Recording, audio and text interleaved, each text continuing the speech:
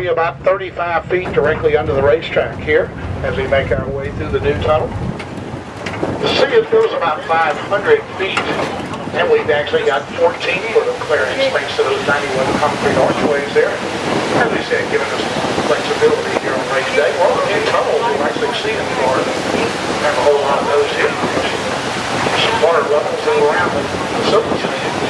And as we exit out here, we're going to be right in between two racetracks. They're both being used today as a combination of two. They become a 3.56 mile road course. Of course, familiar with the 2.5 miles of outside course, but if you look to my left here, you're going to see the cars as they make their way through what we call the road course. That's a flat portion of racetrack, as you can see. This is the west end of that. It actually connects right behind us, where they'll actually come in and make a big left-hand turn to go out on the racetrack and make another turn as they come back in that we'll show you. And over on my right over there, you can see the turns 1 and 2 area of the racetrack. Again, that outside portion is used for all of our NASCAR events. The inside portion there to the left is used for a combination with that, and the outside to do sports cars, motorcycles, and World Karting Association. So a combination of both will be used for those. But over on the right over there, turns 1 and 2, it's about 3,000 feet from the entrance of turn 1 to the exit of turn 2. So they send a little more than a half a mile over on that 31 degrees of banking that you see. That racing groove between the yellow line and the wall there, that is 40 feet. That's where you must race on race day, between that yellow line and the wall. The apron area below is used to merge into the speedway or get off the racetrack.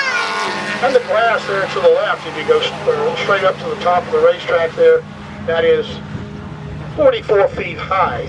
So on race days, they're coming in there about 190 miles an hour, 2, 3, sometimes 4 wide, racing through what is the equivalent of a 4-story building angled at 31 degrees. Typically, they don't have any problems, but occasionally they may get together, end up in that upper wall, and fortunate for them, that is what we call the safer barrier. SAFER stands for Steel and Foam Energy Reduction, and with a safety system installed here in 2004. The inner wall there closest to us is actually about 4 feet high. It's actually hollowed steel tubing. There's a 2-foot gap from there to the outside concrete wall, and in between you can see a series of foam panels. If a driver gets into the first wall, it'll tend to flex and give. Then the foam compresses to take away a little more of the energy, and then finally into the hard concrete wall. A safer barrier is now required at every racetrack that has a NASCAR sanctioned event around the speedway itself. Give me a moment here just to watch them as they come through out of turn 2 and down the front back stretch.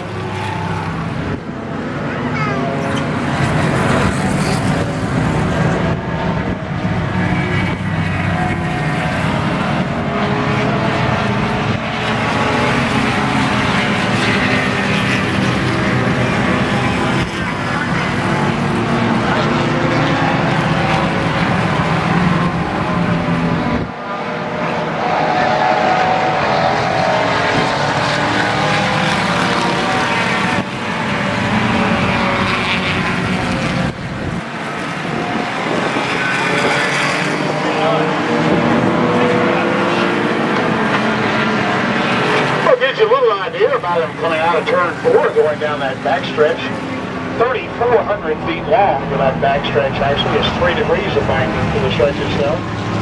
Now, this series is pretty unique. They'll be running here for 14 hours. They started at 9 o'clock this morning. Some 124 cars were supposed to take the green flag, and they'll be running continuously until 11 o'clock tonight. Part of the 10-car series that takes place here once a year here at Daytona. As we said, as you can see, a very inexpensive way for a lot of these drivers to drive cars around the speedway itself, and you'll have multiple drivers per car during that 14-hour stint itself. We'll come over here in just a moment. You'll be able to see where they enter the racetrack off the 2.5 miles and where they go back out here in just a second. You'll see that to our left, to my left, as we get up here, get past the grandstands over here. You'll see them directly across the speedway there as they come in the racetrack. Then they'll go right back out on the other side of that tire barrier as the entry and exit area to the road course. Also to my right over there, you see some metal pieces sticking back up past the back straightaway there. That is actually what is left over of the backstretch or super stretch grandstands that we started here back in 1994. Started with 4,000 seats there and added up to 46,000 here last February before we started taking those all out. Those now have all been taken out, shipped to other facilities, as well as the suites taken down after the July race last year. And now all our seating is over to my left that you see. That is, of course, the new Daytona Rising cover. Back in 2013 when we started the work, it was a little more than 0.8 of a mile long. Shortened it up to a little more than 0.7 of a mile long. But it's much taller now, 15 stories high to the very top there. And a much different seating area. All the seats are wider. They have arms as well as cup holders, more leg